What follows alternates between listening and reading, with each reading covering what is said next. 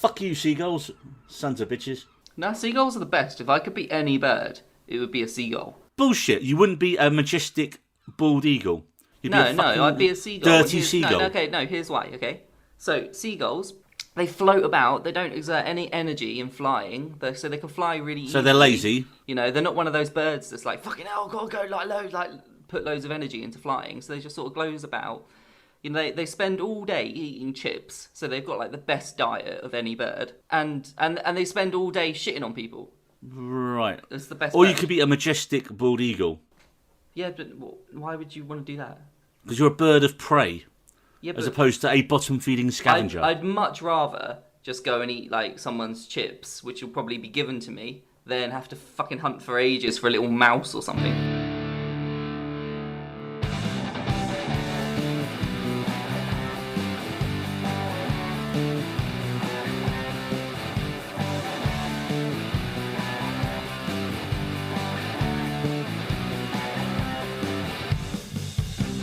And welcome to the We Needy Roads podcast / Seagull podcast. And you've got a real attitude problem, McFly. You're a slacker. You remind me of your father when he went here. He was a slacker too. And what is your awful spud stereoing joke today, David? Don't. I like telling dad jokes. Sometimes he even laughs. I mean, I think me writing down what is your awful soul-destroying joke as what is your awful spud stereoing joke was probably funnier than that that today, David, if I'm completely honest. So, what after seems like months of special episodes, here we are back with a normal-ish episode. And we got trailer reviews of The Many Saints of Newark, the Sopranos prequel movie. We got the latest Marvel and DC with second trailers dropping for Shang and the Suicide Squad. And we got everyone's favourite football manager, sorry Gareth, it's Ted Lasso with the Season 2 trailer for Ted Lasso. Yeah, and I'm going to be chatting a little bit, just a wee bit, about RuPaul's Drag Race. Just a wee bit. I'm not going to go into it too much. And I'm going to be telling Neil why he needs to watch Black Summer after the zombie episode where he just flat out refused to watch it, and then Season 2 drops, and he's got to watch it now. And he's going to try and convince me to watch Feel Good, and he's going to inflict his Arrested Development rewatch onto me. It's not infliction. It's one of the greatest shows. Well, I'll get into it when I get into it. You've already changed your mind like mid-sentence. No, like it is brilliant, but okay. It's one of the great. You know what? It's just okay. Anyway, so on to news. And so, as it's been a while, we've got trailers galore to go through, and first up is The Many Saints of Newark, written by Sopranos Don David Chase and directed by one of the OG Sopranos TV directors, Alan Taylor, also of For the Dark World and a really terrible Terminator film. So hopefully this is going to be better than... terrible Terminator film. Well, I can't remember which one it was, but it was one of the last couple of really terrible ones. Is it the one, any Terminator after the second Terminator? Pretty much, yeah. Now, David, you've never watched The Sopranos, right? No, I haven't watched it. I watched this trailer, though. Which indeed makes me question all of your life choices, because it's simply one of the greatest TV shows of all time, with one of the most diversive endings of all time. And this is before Game of Thrones and Line of Duty polarised their audiences and caused online fury. Well, Sopranos did it first. I've watched the ending. I know, I've watched that whole clip of the ending, so I know how it ends. Because it was... Well, because it was because everyone was chatting about it when it happened, so I was like, what the fuck but you've got no context for it. And I watched it, and I was like, oh, okay. Well, that cut to black. I'm just going to go ahead and assume they... This is your spoiler alert. Killed. Like yeah, someone but came in you'd assume wrong. Because he doesn't, we don't know. I know that it's an ambiguous ending, but that's the whole point of it, is that you're able to figure out write your own ending. And my ending is that he got shot. Yeah, but you can't say that because you haven't seen any of the show, so you're watching it out of context. Yeah, true. But I've still got my own opinion, Neil. Yeah, but it's worthless until you actually watch the show. And on that, I think everyone will agree. Now, but to be honest, I never really even saw the point of a prequel movie featuring a young Tony Soprano. But then also, unfortunately, James Gandolfini passed away a few years back, and it obviously looked like he was never going to get the project, really. But then the news broke that his son, Michael, would be playing the young Tony. Bearing in mind he's not done much as an actor so far, it kind of seems quite an interesting thing to take on your father's most iconic role in one of your very first roles. That's a nice story. It almost sets you up to fail in a way, though, doesn't it? You look at the other actors in the cast, though, and you've got some great actors. You've got Vera Farmiga from the Conjuring movies as Tony's mum, Livia Soprano. And look, when you've watched it, right, David, and you see the older version of the characters that the younger actors cast for, the casting is note perfect. Like, you look at her and go, yeah, I can easily see the old lady from the original who she would become. Corey Stoll as a young Uncle Junior, he's going to be awesome. Dicky Moltisanti as Alessandro Nivola playing him, who's Christopher Moltisanti's father, sorry. And then, of course, that's even before you get to Ray Liotta and the Punisher himself, Mr. Joe Bernthal, in it as well. Yeah. Yeah, you had a thing with Ray Liotta being in it, didn't you? Yeah, Ray Liotta kind of breaks the gangster universe a little bit by being in The Sopranos. Because, obviously, Ray Liotta's big film, Goodfellas, when you go back. Yep. And in Goodfellas, the famous scene where you got Joe Pesci and his "I'm my funny," blah blah blah blah, and you got the whole thing where he starts shooting at the bartender. The bartender is played by Michael Imperioli, who played Christopher Moltisanti. Yeah, and then the fact you've now got Ray Liotta in a Sopranos prequel playing someone before that character comes along when he was in a movie with the same character. Yeah, it just breaks my brain a little bit. I'm sure there's going to be some little nods to it in there. But like you said, I think you just said when you saw the trailer, oh, it's got Scorsese vibes. Well, no, it's just because it's a gangster thing, right? Surely that's your main reasoning for it, right? No, not necessarily. What makes it Scorsese? There's plenty of gangster films out there that you wouldn't think is, it's got Scorsese vibes in it, and how it was presented to you. A lot of it, because you could watch Goodfellas. I mean, I suppose I know. I forget how involved he was with it, but David Chase and some of the producers of The Sopranos, they went on to work with Scorsese when they did Boardwalk Empire, which was like the follow-up. Well, yeah, I know. He directed the first episode, didn't he? Directed the pilot, yeah, and he was exec producer, so they probably just wanted the cachet of having Scorsese direct their pilot. Yeah, definitely. Yeah, we'll give you a credit every episode then. But that was a really good gangster show as well. Obviously not as heralded as The Sopranos, but so getting into the trailer, I mean, it's great. It starts off with you got that haunting voiceover from the start from Gandolfini, and with that, the intro shot of his son, and that first shot they pick of him, he just looks a spitting image of what you think a young Tony Soprano would look like. And of course, immediately you see that famous sort of Tony Soprano temper. You find out that although he's clever, but uninspired at school, and that he is going to be a leader in waiting. Which I love the fact his mum's reaction is like she's kind of like, yeah, right. You kind of see how as well, and this kind of it's the same to any mafia story really. That you see how he's got his mafia family and his own family, and how he's trying to get away from that typical life, because we know where it's going to lead to.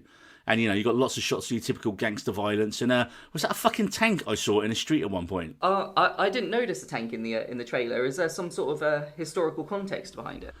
Well, the show's set. The movie's set in the 1960s and 70s in Newark, New Jersey, and there were some famous riots in 1967.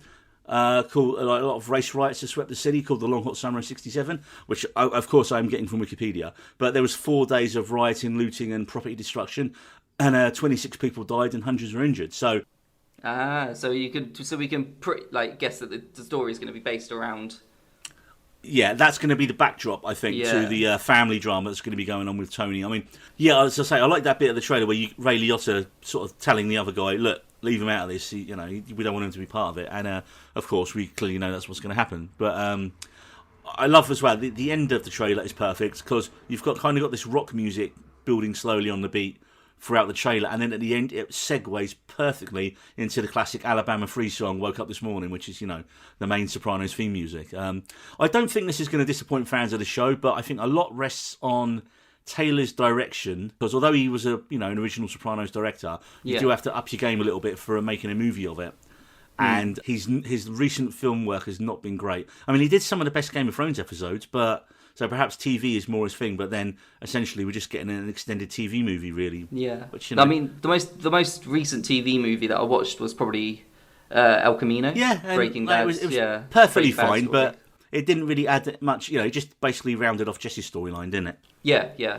I mean, I loved it. I was right back in there. So I guess if you're a fan of The Sopranos, it could be similar to that anyway. Where you're just going to enjoy it, kind of no matter what, because it's a nice unexpected ride back into a series that you loved. And I think a lot of it, obviously, the heavy lifting all rests on young Michael Gandolfini's performance. So he's not done a lot really. So, I mean, he does look it. He's got the speech inflections, the look down, everything. So, I mean, clearly he's going to do his best to honour his old man with his performance. So, Many Saints of Newark is out in the States October 1st in cinemas and HBO Max, and we get it over here somewhere in October 22nd in the cinema over here in the UK. So next we're on to Shang-Chi, the second trailer. Now, I kind of liked the first Shang-Chi trailer, and I appreciated the great casting and the clear skills of Simu Liu in the fight scenes, but it just felt like a very by-the-numbers Marvel trailer. I didn't like the first trailer for that exact reason. I felt like it was, this is your comedy character, this is this person, this is, it was all very just Marvel formula that they've created for themselves. But this second trailer, I think, was much better. I mean, it was a bit more serious. It wasn't as jokey, and it was much more focused on a relationship between Shang-Chi and his father, Wenwu, played by the great Tony Leung. So, in this trailer, we get told the importance of the Ten Rings, and I think you're going to get to see this very similar to what we were saying about Many Saints of Newark, that it's going to be this struggle with, we're going to get this struggle with Shang-Chi, trying to be recruited into his father's crime organisation and him rebelling against it. There's that line where his mother says, you're part me, but you're also part him. So I think you can have it, it's almost like a Star Wars thing, isn't it? Oh, your dad's a bad guy and he wants you to work with him. So it could be, a little bit him. I mean, not knowing anything about Shang-Chi, but from this trailer, you can just almost kind of see where it's going to go, Starts off, his mum's probably hid him. His mum's probably hid him, so he's been free. And then this old man comes calling, right, I want you to take over the family business. Oh, but we're evil. No, Dad, I don't want to do that. Fine, I will beat you up again until you do want to work for us. Because there's that line where he goes, I sent my men to kill you. I knew they wouldn't if they could, or something like that. But I mean, you got this just father-son struggle at the centre of the story there. Visually, it looks awesome as well. And again, was that an underwater fucking dragon near the end of it? I think it was. Yeah. I mean, it looked awesome. Apparently, though, that's the thing, right, with dragons living in the water and lakes and things like that. Because, there's a book, The Magicians, which is really good, by Lev Grossman, and, dragons live in water. There's one in the Grand Canal in Venice, in the book. Not in real life. Because, the water... Oh, it's quite clean, actually, now, after the last year. Anyway, getting off the point, aesthetically, it looks a little bit like... I was going to say, we're going to talk about Nessie or something over that. Yeah. I was going to say, aesthetically, it looks a little bit like a cross between Crouching Tiger and The Fast and the Furious. It's kind of got that fast car, action, crashing, blah, blah. And then you've got these, high action kung fu scenes. So, with its visuals, it looks like what I wanted the Dragon Ball Z film to be. I don't know what that is, because I'm old. With its visuals, but that, it was just bad. I won't go into it. But it looks like how, with all the colourings and stuff that was used, how I wanted that to look in its fight scenes. So, I'm really excited for it. Yeah, I'm more excited now after this second trailer. I'm a lot more on board with it than I was from the first one. And, of course, we've got to talk about that last sequence in the trailer. And because Kevin Feige has indeed confirmed stuff that we actually weren't sure on. So, it's in a way, he's kind of spoiled that clip because everyone's looking at, there's a big monster fighting someone in a cage. And then he goes, oh, yeah, that's Wong from Doctor Strange fighting Abomination from 2008's Incredible Hulk. So why?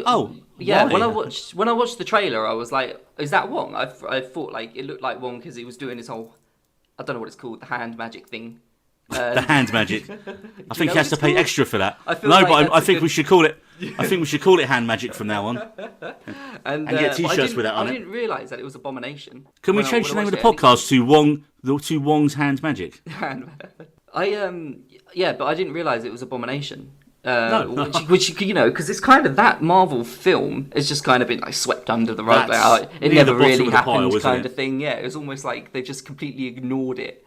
We just sweep that under the rug. We don't need to remember that.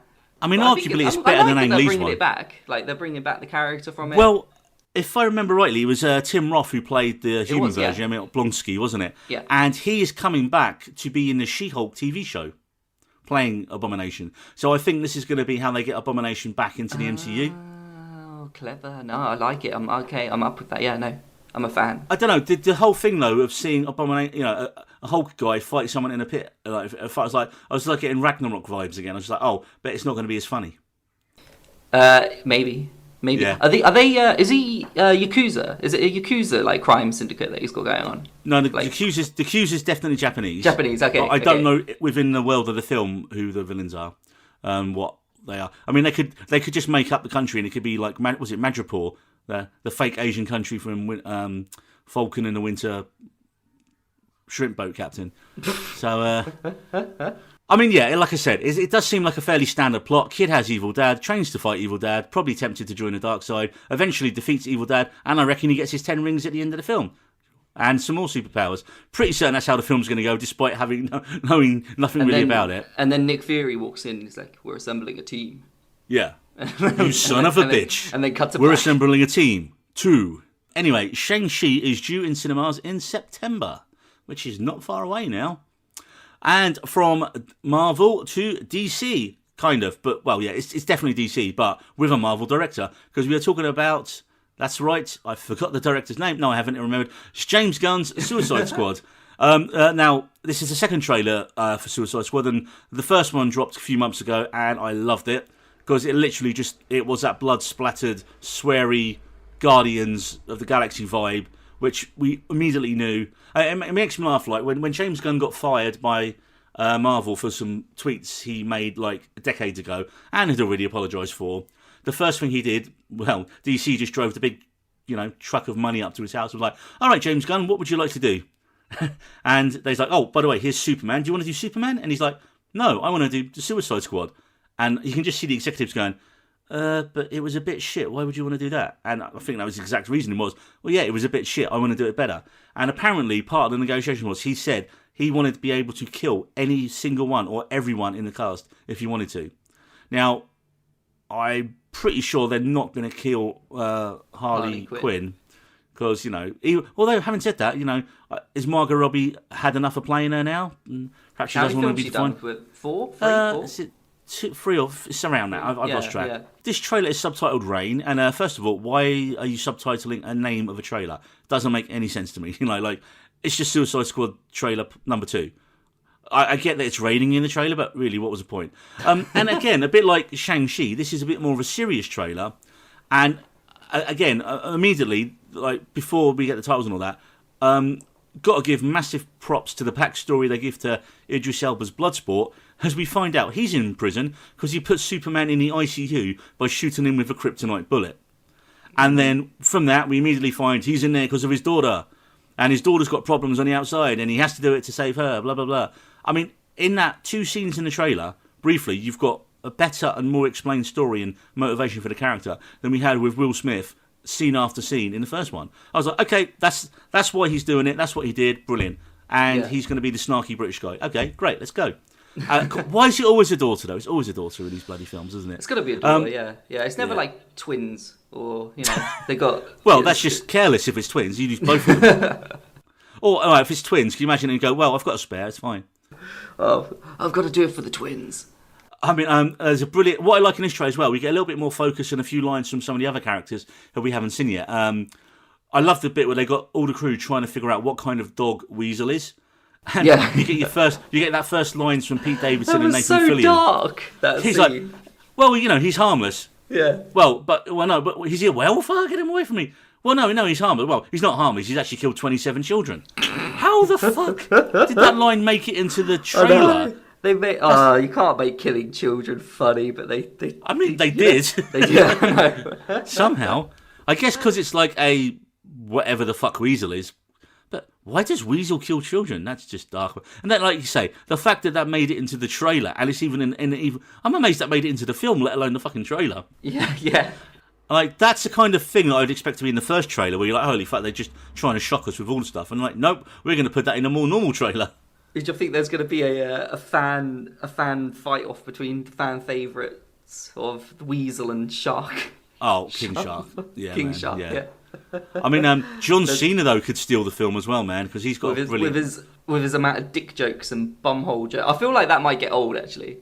I don't think it's necessarily just because in 2 trailers he's done dick and butt jokes. Yeah, but no, his character from what we've seen seems to be more about he just takes everything literally and doesn't have any sense. His character reminds me a little bit of. Do you remember? Was it James Gunn's earlier film Super with Rainn Wilson and Elliot Page, where he plays just an average guy who finds his wife cheating on him, and he snaps and puts on a really crap costume and just starts beating people up. You know, like he's queuing up to go to the cinema and someone pushes past him. So he goes and gets changed in the phone box and like his guts hanging out, and then he just walks back with a wrench and just starts mullering the person in the face. Yeah. I mean, if he takes everything literally though, isn't that exactly the same as Dave Bautista? I've forgotten the character's name. Dave Bautista Drax. and Drax. Isn't that the exact same as Drax? Yeah, but I don't know. He seems like a cross between taking the literal things from Drax and a bit of Captain America, but like a douchey. Overly violent. So if we're just going off Guardians, he's a bit of Drax and a bit of Peter Quill. Yeah, I guess. Combination of the two. Apparently, the character's that good that he's got his own HBO series. But it's a prequel series. But I wonder if it is a prequel series and they're just saying this, before the film comes out because they don't want to give away the fact that he might survive it. But yeah, no. What do we get to next? I mean, yeah, killing children, Project Butthole. We get to see Polka Dot Man in action. That looked pretty cool. I'm a superhero. That was pretty sweet. What do his polka dots do? So we see him throwing these polka dots at people, but what do they do once they hit them? I have no idea. Oh, okay, that'll be interesting. We'll find that out. Yeah. Well, hopefully. I mean, it's a weird power, man. And of course, we can't forget he only gets one line in this trailer, but like you said, probably everyone's favourite so far, King Shark with his bird. I mean, yeah. There's a bit, he calls him by his real name, because King Shark's not just King Shark. He's actually got a name. Is it Namiwe or something like that? It's like Namue or something. I don't know how you pronounce it, and I didn't really catch it in the trailer. I was like, wait, he didn't call him King Shark. And I Googled, and apparently that's his actual name.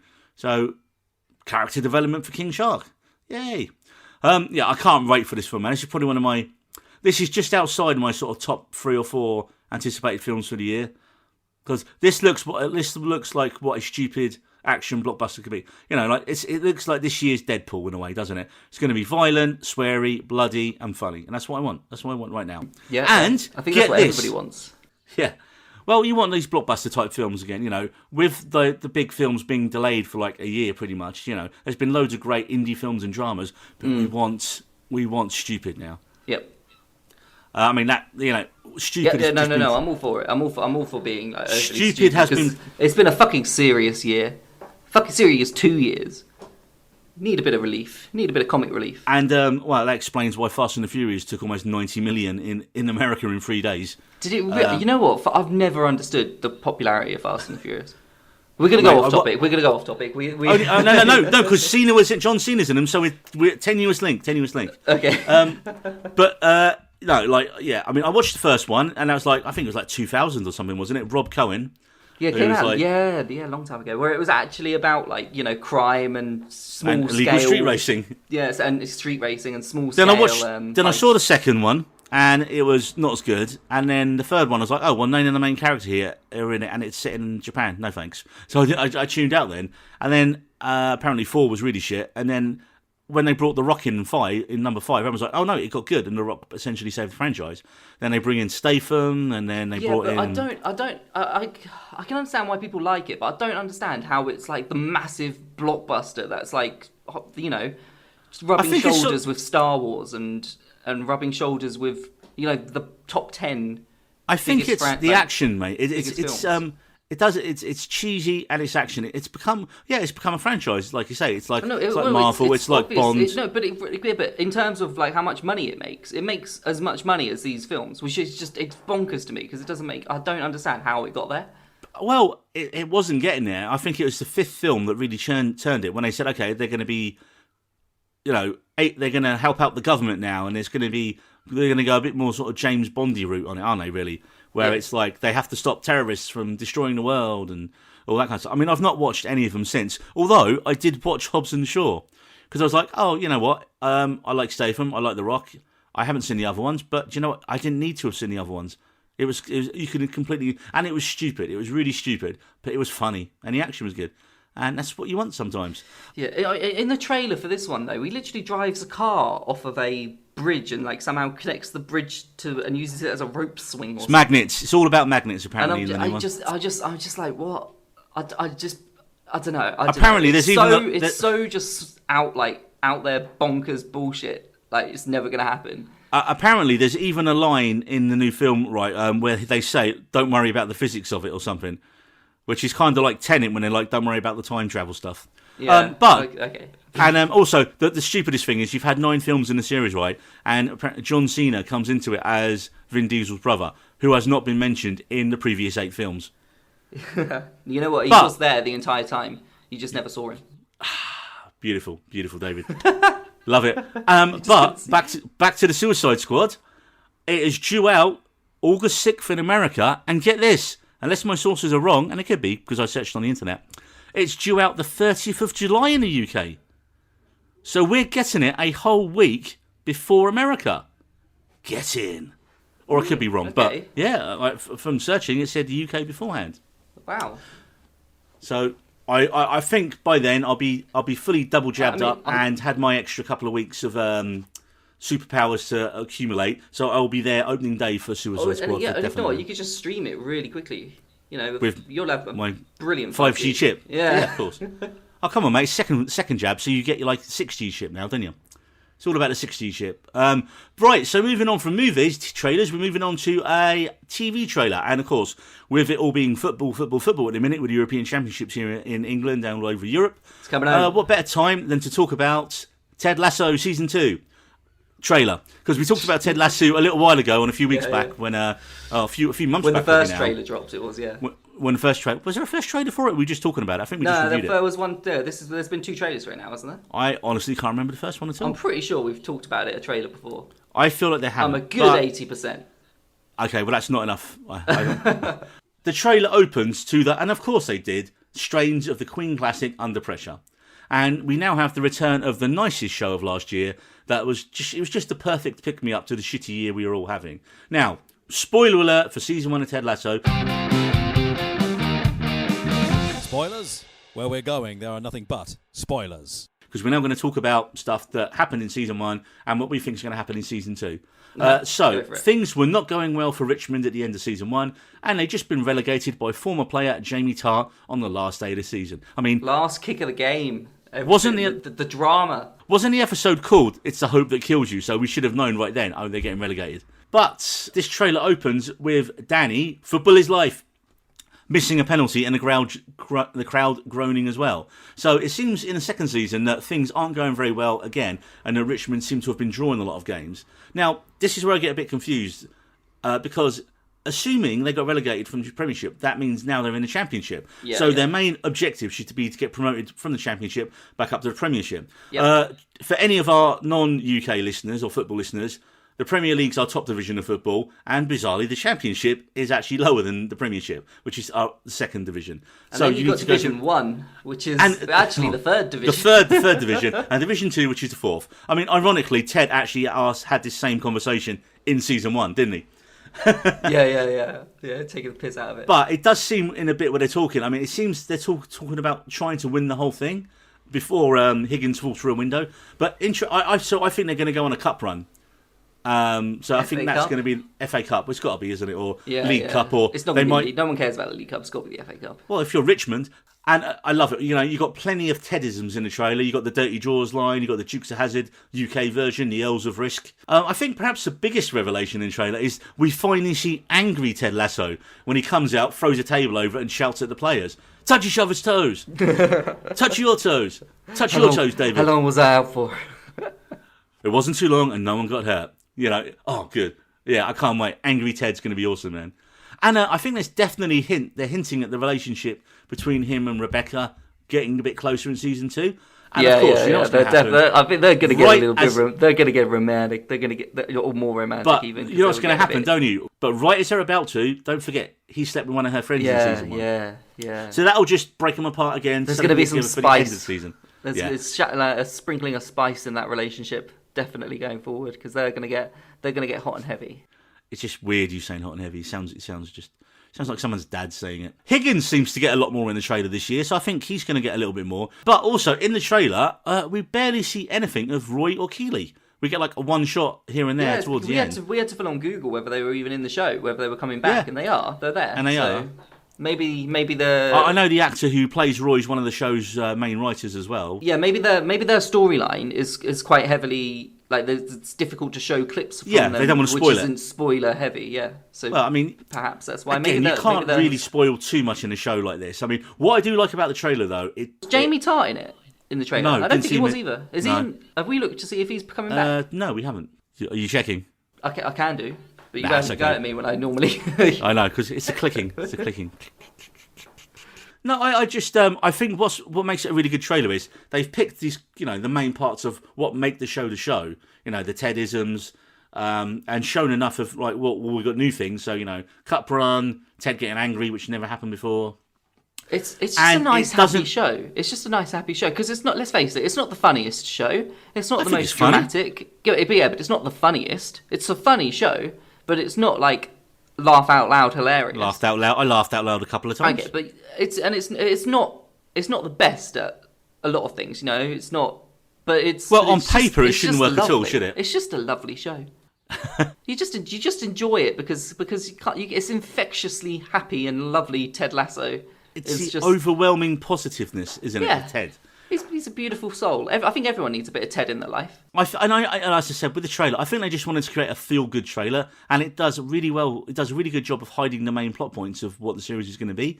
So we don't really know the main plot lines. Yeah, are we're just like guessing that they're going to be in a cup run. I think they're definitely if they're going to be in a cup run, then they'll probably also be in the playoffs. Most likely is how they'll get through, and then maybe win the playoff final, and that's how they get into it.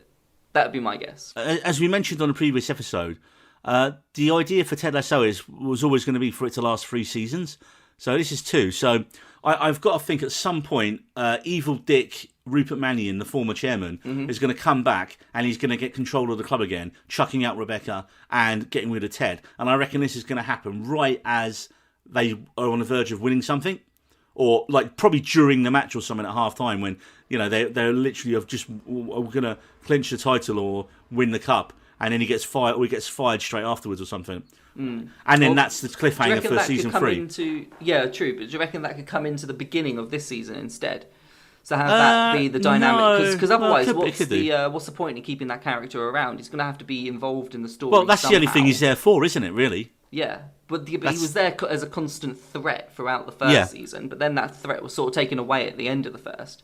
But maybe with the demotion, is it going to... He's definitely got to come back and try and get the club back now, isn't he? Because with him going down, because with the club getting relegated, obviously, then they're potentially worth less money, which means you might be able to buy him back cheaper. So, all could be little things like that. So I think season 2 is going to end with them winning something or / getting promoted, and Ted getting fired and Rebecca getting chucked off the board. And then, oh no, but he's got them there and now he's been screwed over. Yeah. And then, of course, season 3, it's going to be... It's a perfect sort of Ted Lasso thing where like all the players refuse to play for them until they bring Ted back. The fan protests and all that until they bring back Ted and Rebecca are the thing. And of course, I think at the end of the 3rd series, so that will be like the plot line that goes on through season 3, and then it's going to end with, I think, Ted at the end of the series where they'll win the European Cup, and Ted will then get offered the America's job. They'll win the European Cup. I think they will. How would they be in Europe? We don't have to worry about semantics. It could be a time jump.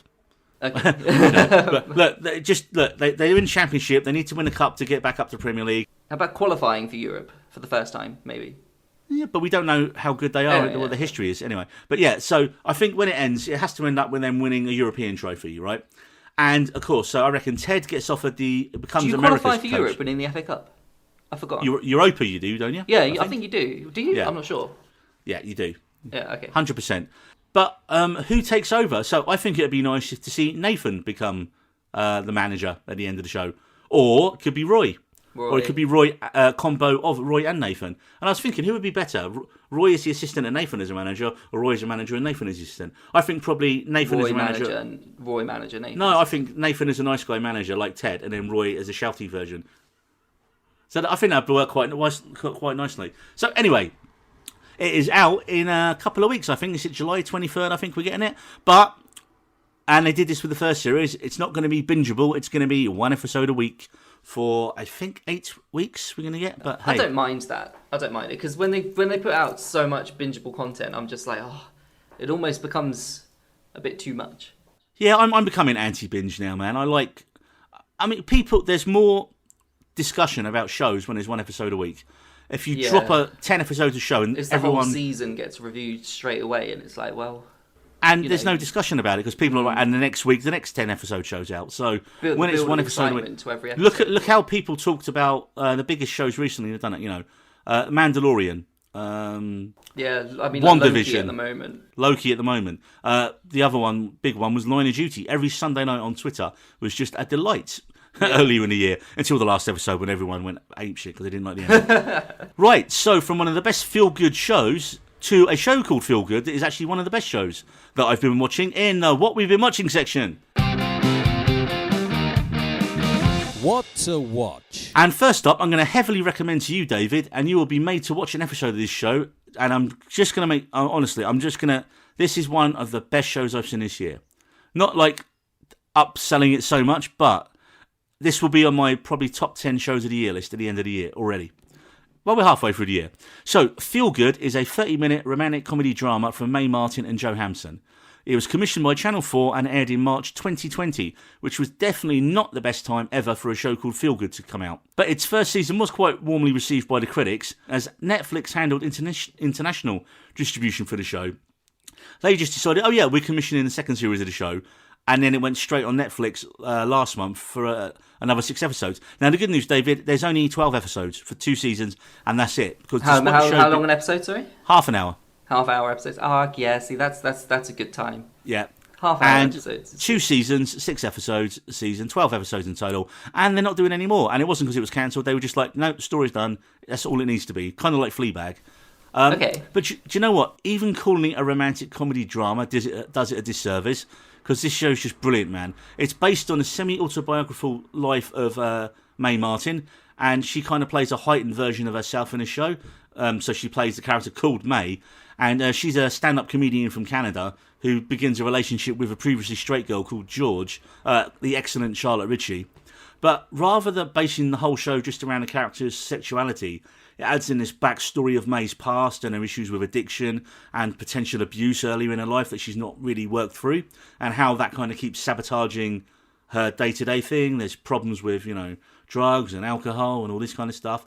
And so you get this comic drama, but it gets really heavy with like some of the rehab scenes, but then there'll be like a finely tuned joke will just shatter the dramatic side of it.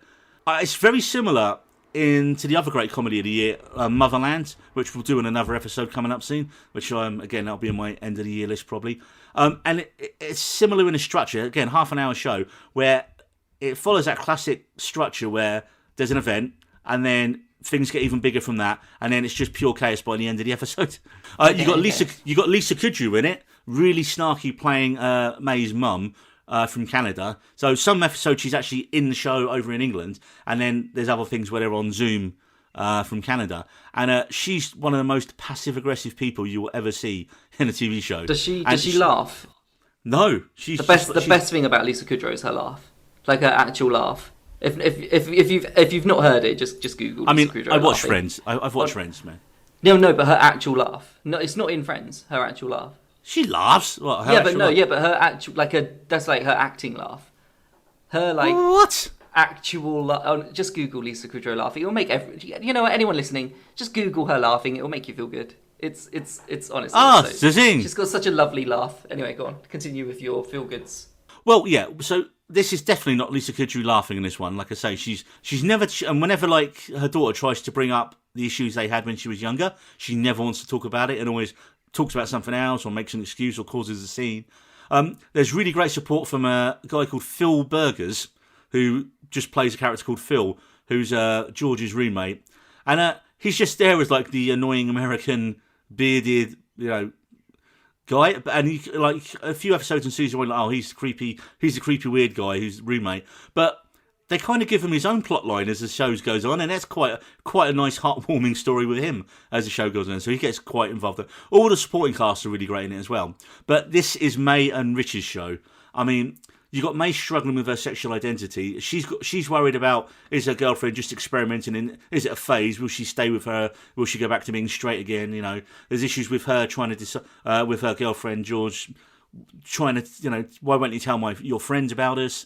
But season 2 really goes for it, with Mae exploring her traumatic issues in her past and how it shaped the way she's living her life now.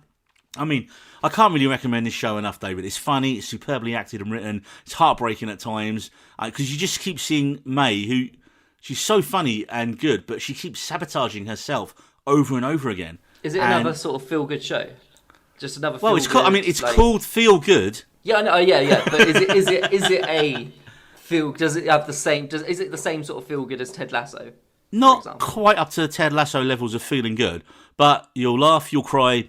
You won't hurl, because that's the Wayne's World line. But yeah, it's a really good show, man. And I honestly think you and your missus will enjoy it.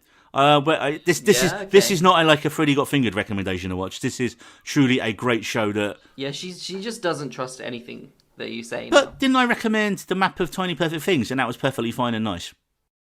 Yeah, but I think too much damage was done. It's irreparable damage. Yeah. Okay, well, perhaps you can make a feel good with Feel Good. Okay. So, David. Sorry. I was going to say. So, both seasons of Feel Good are available on Netflix right now. So, David, what are you going to force me to watch? I'm not. I'll chat about RuPaul to start with. I'm not. Don't worry. I'm not going to force you to watch a Drag Race season or episode or anything like that. But recently, Natasha loves RuPaul's Drag Race, and RuPaul has created this drag. Universe, yeah, where it's everywhere. It's almost, once you're in it, there is some show on, like some competition on. Like one ends, and I'm like, oh, okay, with one end, it's like, oh, we're gonna have a break from drag for a while, and then there's something else turns up. Like Netflix has got All Stars on out of nowhere, and the Australian one's just finished, and it's like, wow, okay. There's a lot of drag out there at the moment, and whilst I kind of pretend to complain about it, but I do secretly quite like it. So watching, although I don't know if I'd watch it if Natasha didn't watch it. No, you literally just answered my question now.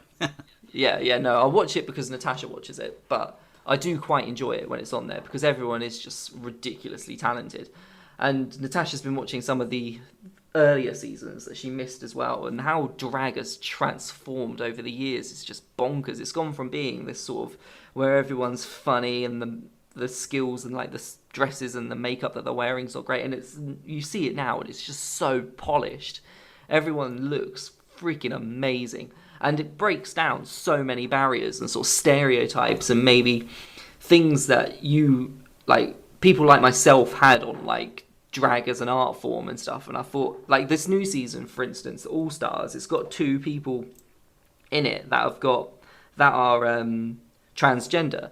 So they were men and now they're women, but they're still doing drag. And I maybe 5 or 10 years ago might have thought, well, hang on a second, how's that drag if they're women?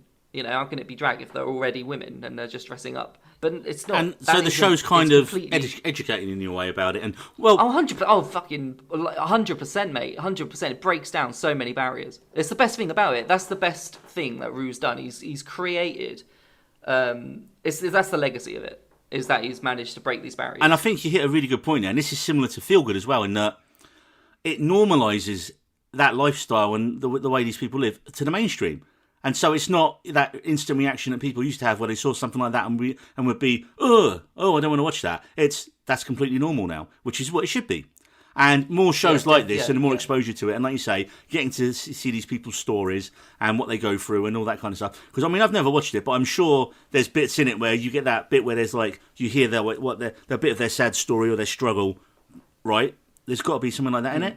Usually, 100%, yeah, 100%. So you hear their stories where they're talking to each other and they're putting their makeup on, and there's that segment of you'll sort of go through everyone's individual story, and it'll be so sometimes it's the opposite. Sometimes it's my mum and dad were so like loving and supportive of me. You know, my dad went to every drag show I went to and like was supported me 100%. But then other times you've got my dad or my mum completely ignored me, you know. But what you just said, the first thing, having supportive parents, and again, that's great because, like say you're a kid growing up and you're watching that and you go, oh, do you know what? No, you know, and they're afraid to tell their parents, and they watch that and go, well, actually, no, look, why are you acting like that? That's how you're supposed to act, you know. Yeah, definitely. Like, I mean, some of the people on the show don't even the parents don't even know that they do drag. I mean, they might now with the show being on the show. Yeah, I know. Being on the show is their way of, how they'll find out. Yeah. I mean, yeah. Which is crazy if you think about it. Like this whole life that they're leading, that they're loving and enjoying, and the parents don't even know about it. Well, I mean, that's kind of like with Feel Good, right? I mean, I just described it as like a comedy, and you got the main. But I mean, it's a comedy it's a comedy with two lesbian. Well, one lesbian and one girl who's not too sure in it. But even just calling it that, I don't think I should. I don't even think I should say, oh well, the main character's lesbian, because it's just a brilliantly written show. It doesn't matter, and the characters there's so much put into the characters, and because it's based on Mae Martin's real life struggles and issues and all that, and she's literally just playing a heightened version of herself. It almost seems reductive to say, if you said, it's that lesbian comedy, and there's going to be a swathe of people that wouldn't watch it, older people, shall we say? Oh no, I'm not watching that because it's gay, No, I know, but I understand what you're saying. And I think myself, like Lisa, a few years back, I'm not going to watch that. It's not for me. But again, because the show's so good, other podcasts and reviews said this is one of the best shows you'll watch. Okay, it's half an hour, put it on, and I was hooked, and I binged the whole thing in a matter of days. And like you say, it doesn't matter what the background is. It's just so well done. And like you say, if there's more shows out there like that, showing the struggles that people like that are going through and normalizing it, wonders for the LGBT community. Yeah, I mean, we actually got a like on our Twitter account from Mae Martin because I reposted. After I finished watching Feel Good, I put this is literally one of the best shows of the year right now, and put the hashtag about Feel Good, and she liked the reply. So that's awesome as well. I mean, and this will be on my end of year list, man. Definitely, it's. Yeah. So I don't think I really have to sell it to you much more, man. I think you'll really enjoy it. Yeah. Okay, I'll watch it. I'm not going to ask you to watch RuPaul because you probably won't like it because I don't think you'll like those sort of not because it's drag. I think just you won't like that sort of. I'm not a fan of reality TV competition show. Yeah, but you're not going to force me to watch a reality show, David. What are you going to force me to watch? You're going to force? No, I'm going to force you to watch Black Summer, which I've mentioned to you before on the podcast, saying that you should watch it. But they've recently dropped season 2, and it's as good. And it's better than season 1 was. And Black Summer it's that show. I don't understand why you didn't want to watch it in the first place. It's so good. So it's done. Was that a rhetorical question there, Dave? Because you asked me why didn't I want to watch it in the first place, and then I didn't. Yeah. Go on. Okay. Yeah. Go on. I'll actually ask. Are you sure? Yeah. No. I'm waiting for the answer. Right. Yeah. So I just after Walking Dead, man, I was done with zombie shows. Walking Dead just. And then Fear the Walking Dead. Okay, well, this might bring it back to you. Let me finish. Because isn't Black Summer a spin-off of Z Nation, which was really shit? It. I mean, I haven't watched Z Nation, but I've seen just clips and trailers and stuff from it, and it's nothing like it. It's nothing like Z Nation. Almost looks kind of like comedy, how they were doing everything. Like you'd see people shooting through eyes and whatever, and it was sort of I don't know. It's nothing like it. It's the same like universe. But it's not. It's but nothing. Yeah. It's sort of like they may be using the Z Nation name just to get people and then realised it was bad, and then this show's actually better. No, I think it's become its own. It's definitely become its own thing. Yeah. It's really good. So it's all done in sort of segments. So you'll have a segment called like the horse, or another segment called the gangway, or whatever, and you'll really follow closely a character. You'll be with that character and you'll feel everything the character's going through, their emotions, their fear, their anxiety, everything, because the camera's on you the entire time as they're following them around to whatever batshit crazy stuff's going on around them. And the show plays with time a lot. So what you'll see in one scene, and then you maybe see like a dead zombie on the ground, and you're like, oh, okay, or a dead person, or someone's blown their brains out in a car. And then in the next scene, or like maybe at the end of that episode, you'll see how that person got to that car in the first place. So the show might start off midway through the season, and then you'll slowly see how stuff happened and progress to that stage, and then go to the end of the show. So it's not linear. It's timeline. It's chopped and changed, and everything's all over the place. Okay. Which makes it it does make stuff confusing at times, but it adds to what is really intriguing about the show. And I think out of every zombie universe ever, I genuinely can't think of one as petrifying to actually live in as Black Summer. Yeah, you said to me, this is like, if you was going to be in a zombie apocalypse, this is the one you don't want to be in. Yeah, Fast you definitely zombies. want to avoid this zombie apocalypse. I mean, it makes Walking Dead look like fucking Sesame Street. Child's Play. Yeah. Child's Play still being a horror film. Just like anything. If you've got I just had a horrific vision of Elmo getting his brains bashed in by Negan. So, and now you do, and now you do too. No, well, you've just put that out there to everybody in the universe. Yeah, why would you do that? Anyway, continue. So, God, I can't get out of my head. So, if you've got a little girl, like in this show, and she's like, "Oh my God, help me, please! Oh, help me, please! I need help! They're gonna come get me!" And then they're like, "Oh, we got to let her in." You can guarantee those people are gonna get shot in the face By the little girl. just by fucking anyone. All right. Like if you're living in this world, you cannot fucking trust anyone. So is it a bit like Game of Thrones in that, like, you've got your main characters, or is anyone could be killed off at any So moment? you do have your main characters. So we kind of follow three main characters throughout the 2 seasons. There's a woman called Rose, a gentleman called Spears, and a girl called Sun. And they're the 3 main characters that will sort of feature throughout all of the episodes. And we'll follow maybe one character for one episode, or he'll just make an appearance in it, or there'll be... It's all chopped and changed, like I mentioned. But yeah, it is very much... okay, that person's dead. I like that person. How many episodes? But then they'll be killed off like instantly, and you're like, oh, okay. 8 episodes a season, right? 2 seasons. Okay. And the time of each episode differs, so you could have one that's like 30 minutes, you could have one that's like 46, 48, 50. It's one of those shows where the time is different. The one thing that I don't want it to be, which is one of the things that turned me off Walking Dead after the first few seasons, was... Do they not... Please tell me they move quite around a bit. They're not just stuck in the one location for the whole season. No. So the first season is about them trying to make their way to the stadium. Okay, so Lord of the Rings. Yeah. They're walking. What? They're walking. Oh, okay. Oh, okay. Lots of walking. Okay, yeah. Okay. I was just they're on a quest. They're on a quest. Right, I'm on it. Yeah. They're on a quest to get somewhere, and obviously shit hits the fan on the way there. Yeah. But there are episodes based in locations. One episode will be in a school, season and another episode will be in the same other location. places. Yeah. No. There's not a whole season in the same location. But maybe the second. It depends on what your definition of a location is, really, because the second season... Okay, well, example is Walking Dead, that whole season they spent at the fucking farm. And you knew... No, so there's not one season. Even without knowing, like, the comics, you knew there were zombies in the barn, and the missing kid was probably in the barn, because they telegraphed it so long, and you're waiting, and then when it happens, you're like, oh, yeah, it's exactly what we thought 2-3 months ago. What it's just because they hit half the budget of the show. But anyway, you reckon season 2? Well, not you, just you. But a lot of people said that season 2 is much better than the first season as well. Yeah, season 2 is much better. They bring in a character who's he's played by Bobby Nadry. I've never heard of him before, never seen him before. But fucking hell, you don't want to mess with this bloke. Honestly, he's the most intense, hard-looking motherfucker you've ever seen. Is he a camper? Like He's sorry. Is he a camper? A camper? Yeah, because you said he's intense. God, that was better than my joke this morning earlier. Yes. I applaud that one. Good job.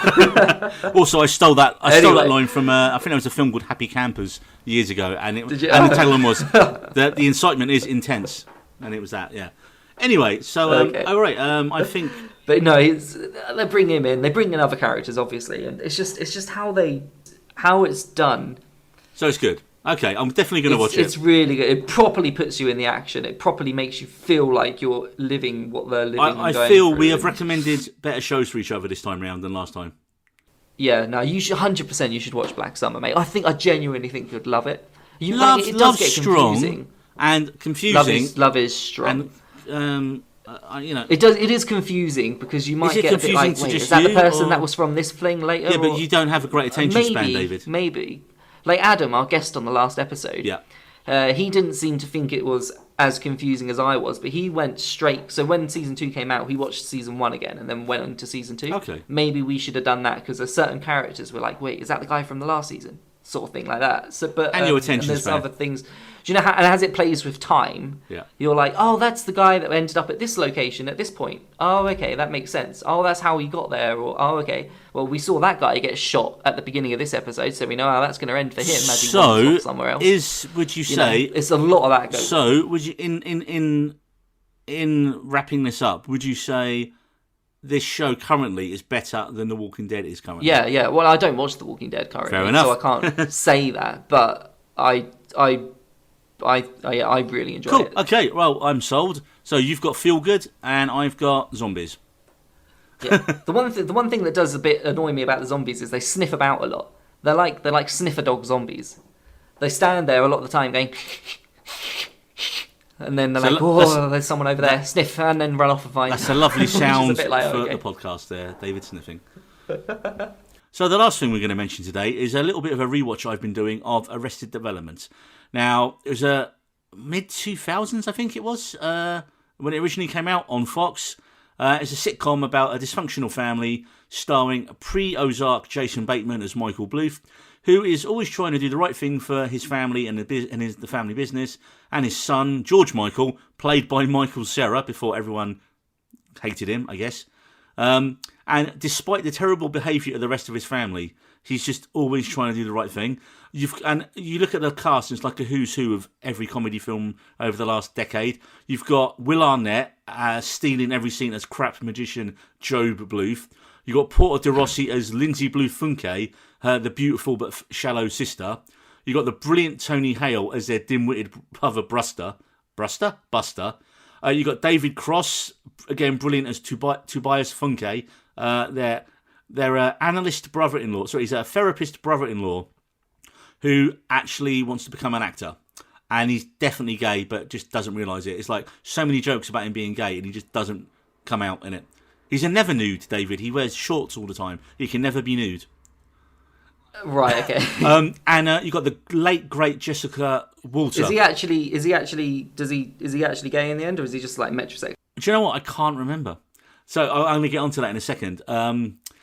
Like I say, you've got the late great Jessica Walter playing the family's matriarch Lucille, and you've got the now problematic Jeffrey Tambor playing her philandering and criminal husband George.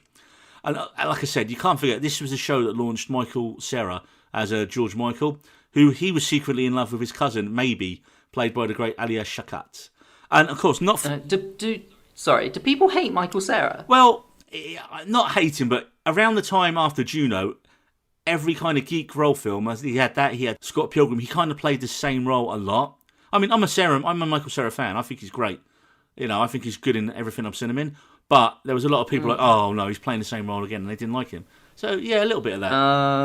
Okay, I can see how he was quite quickly typecast, into that same sort of role. But have you seen The End of the World, or World's End, or whatever it's called? That one where they're playing all themselves. Yeah, and he's like snorting coke and he's just like, that was good. That's and I think that was kind of a dig at what people thought about him at the time.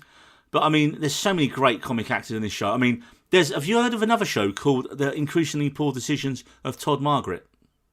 No, never. It was made by Channel 4. I think Sharon Horgan was involved in it earlier on in her career.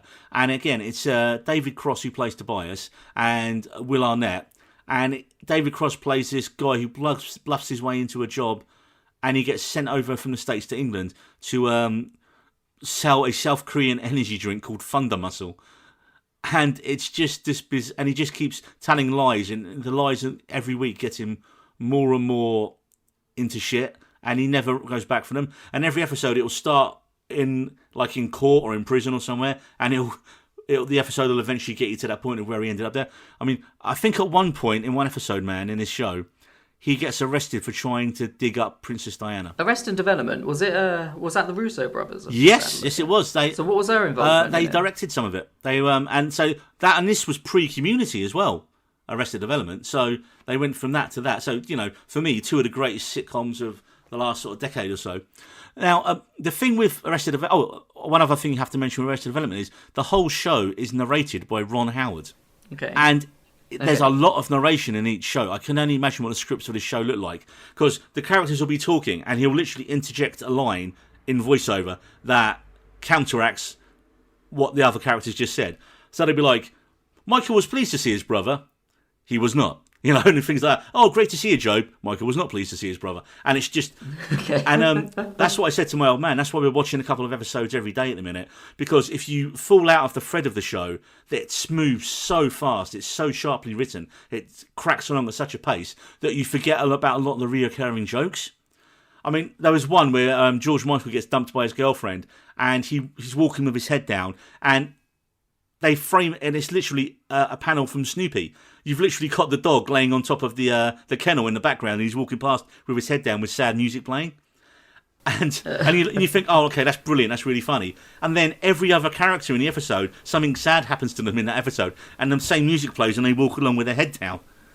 And it was just like that. And then they'll never call back to that in any other episode. I mean, the show's initial run, right, it was on Fox for 3 years before, of course, it got cancelled at the peak of its greatness, because fuck you, Fox, because that's what you always do. Firefly says hi. You'd end up as like what is it? My Family, was it? And the Simpsons jokes? Oh, God. Where it's just constantly bashing Fox. That was Family Guy, wasn't it? It was Family Guy when it got... I think it was both. No, it was when Family Guy got cancelled after that third series as well.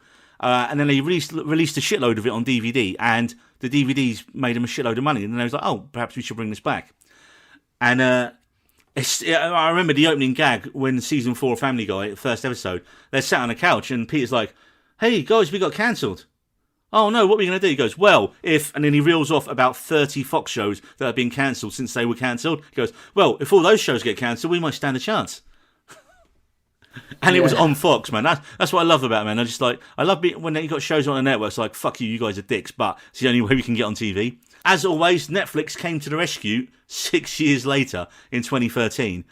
But the problem they had was, at this point, because the cast had moved on to like a lot more fame, and it was a big cast of main characters, it was really hard to get all of them back together in one place at the same time. So the way they come about to do the filming was, they would focus each of the episodes on one character and then add in and use that footage as cutaways in the other shows. So they had to bring in a bunch more different characters to sort of add into it and all that kind of stuff. And it generally wasn't as well received as the first 3 seasons. And in fact, 5 years later after that, so everyone thought, okay, season 4 came out, it wasn't that good, show's done, we'll leave it. But then 5 years after that, the creator, Mitch Hurwitz, he recut the season into a chronological order, and it's actually on Netflix now, and it's called Arrested Development Season 4 Remix, Fateful Consequences. And I've never seen it in that order. I only saw the original one when it came out in Season 4 then. So when I watch that full series for the first time soon, it kind of will be like the first time, because it'll be in a completely different edit from when I first saw it. But then... years after that, Netflix they actually got the full cast back, and in 2018, so again, this is I've lost track of the dates now, but there was such large periods of time between the seasons, they managed to get the full cast back for a 5th and final season, and 16 episodes that aired in 2018 and 2019. So at its peak, right, Arrested Development was one of the sharpest, cleverest shows on TV, and it just sailed under the mainstream radar. And I was checking it out on the research, and it did win its fair share of Emmys, man. It won a lot of awards, but it was just that it was never that mainstream hit. And I honestly think because it was too clever for people, man. People just watched it and they was like, I don't get it. Why is that funny? Because if you weren't with the show from the start, it didn't hold your hand. I mean, like I said, when you watch a show, even now, and like I say, when it came out, it was, early 2000s. It is still so sharp and so... you know, like that jokes when I told you the tent joke earlier, like there were so many jokes like that, but they don't give you a chance to go, oh, that was shit. It's boom, straight on to the next thing. It's just so rare. And the show has had some amazing guest stars back in the day. You got Henry Winkler, the Fonz himself, playing the family's dodgy lawyer, Barry Zuckerkorn. And it's funny because you see his character there, and he's almost like an early version of the acting coach slimebag that he plays in Barry, Henry Winkler, that he's now won the Emmy for. You got Liza Minnelli in it, playing Lucille Ostero. You got Charlize Theron in it, playing a British secret agent in season 3. I mean, it's just a veritable who's who of modern comedy stars. And like I say, that's not forgetting, like you said earlier, behind the camera, you got pre-DC and Marvel gigs for not just the Russo brothers, which you mentioned, Patty Jenkins from Wonder Woman as well directed Arrested Development back in the day. Oh, okay. And of course, looking at all the actors and casting it, easily the standout star was Jason Bateman.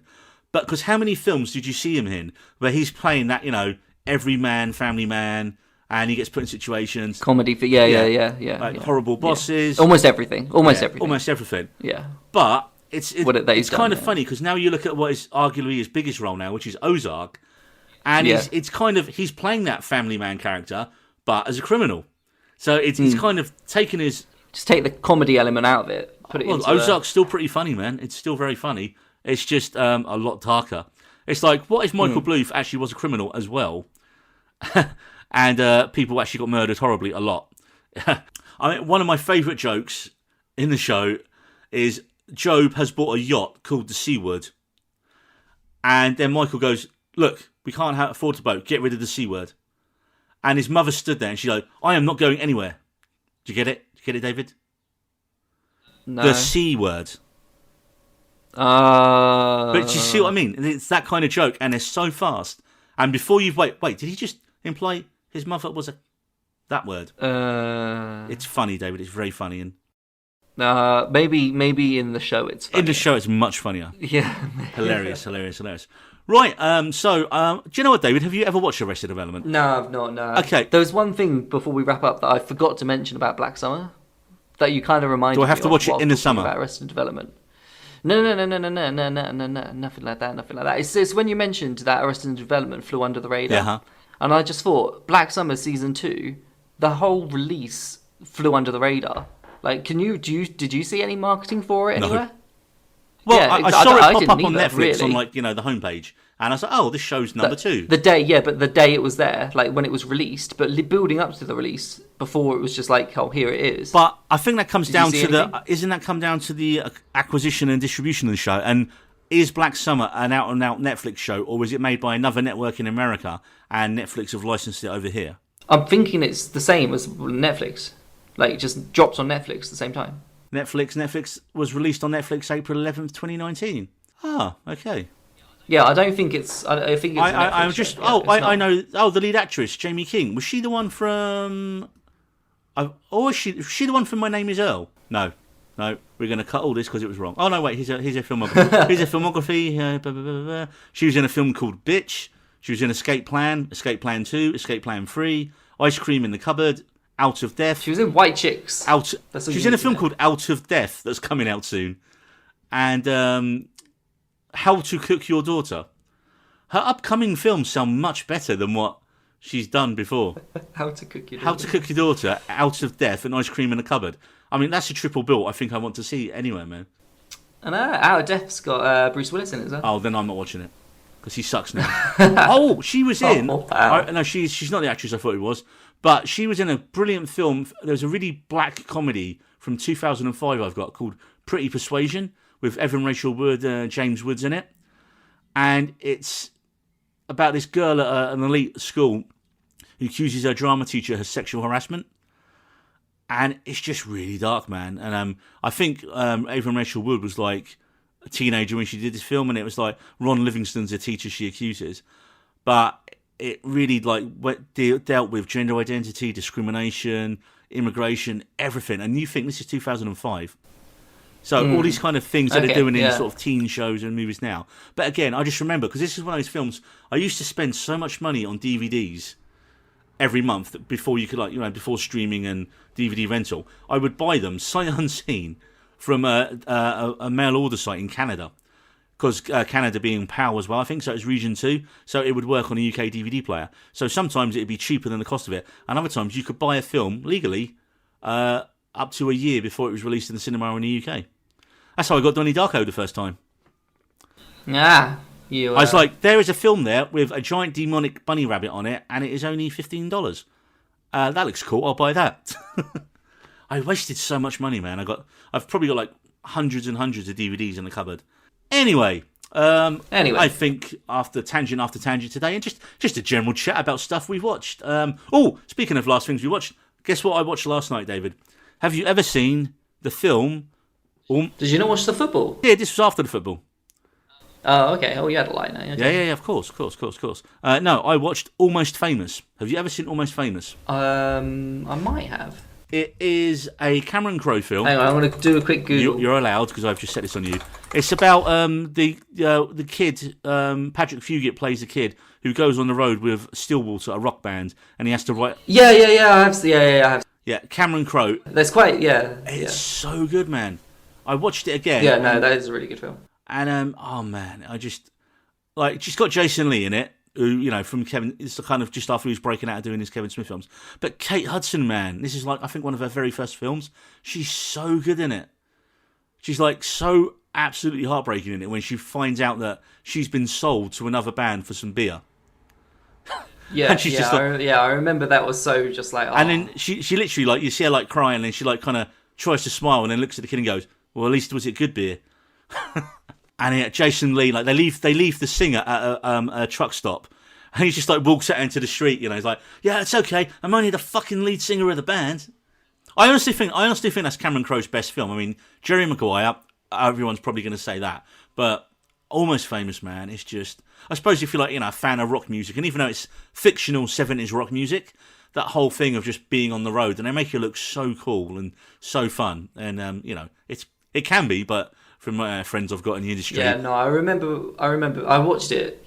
It came out ages. I watched it quite a long time ago. It came out in 2000. I remember it being a good film. It's 21 years old now. Yeah, I remember it. And Kate Hudson was actually nominated for a best a supporting actress. Was it Kate Hudson or was it? Because guess who else was in this? It's your favourite actress who shits in a bucket, Frances McDormand. Yeah, yes. She was in it playing the mum. I think it might have been her, actually. Can't believe you've still not watched it. I've got too much going on. Nomadland. I've got too much going on in my life to watch more of her driving around talking to people in the desert. As I said, I will probably go and watch Nomadland again when The Eternals comes out, so that I've got something to compare it to, so I can talk about, you know, Chloe Zhao's directorial style and visual style and all that, and how has her like indie thing been adapted by Marvel, or has she been able to do her own thing? So I'll probably get around to it later in the year then, but I just don't. I think you could tell from even some of the shots in the trailer that she's been able to keep some of her apparently style, she likes to shoot like the guy who did The Revenant did. So she likes to shoot at magic hour, natural lighting and stuff. Yeah, which okay. The only problem with that is films take 2-3 times longer to film. That's why The Revenant took 2 years, because they only had enough light to film about 2-3 hours a day, if that.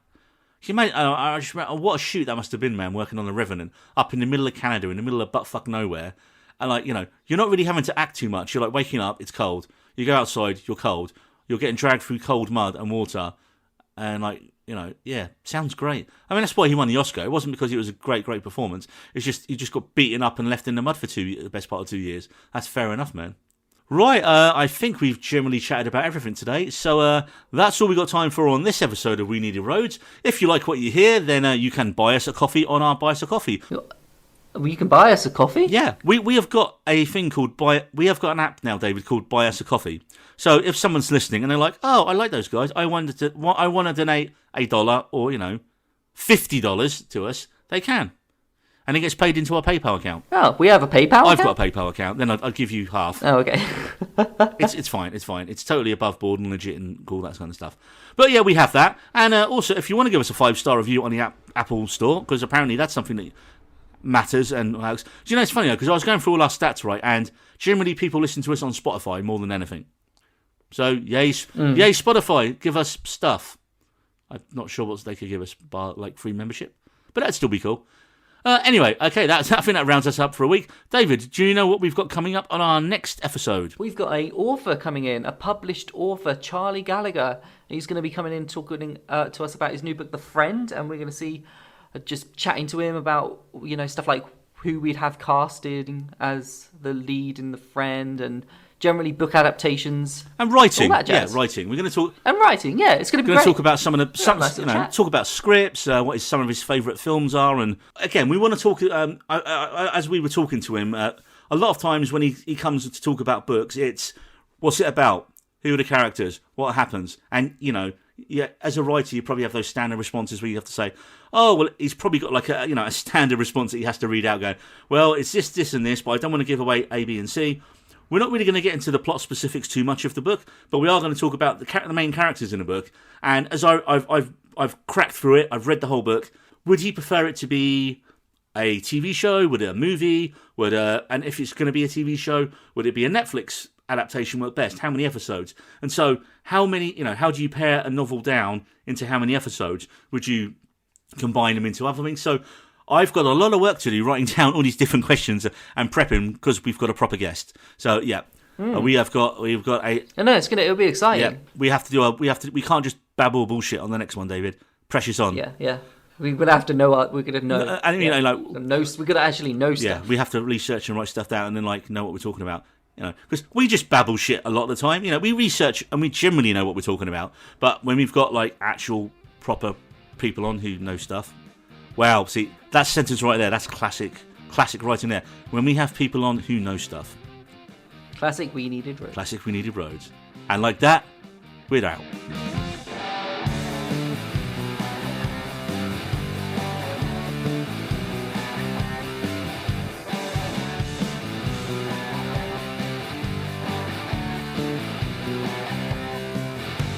We needed roads.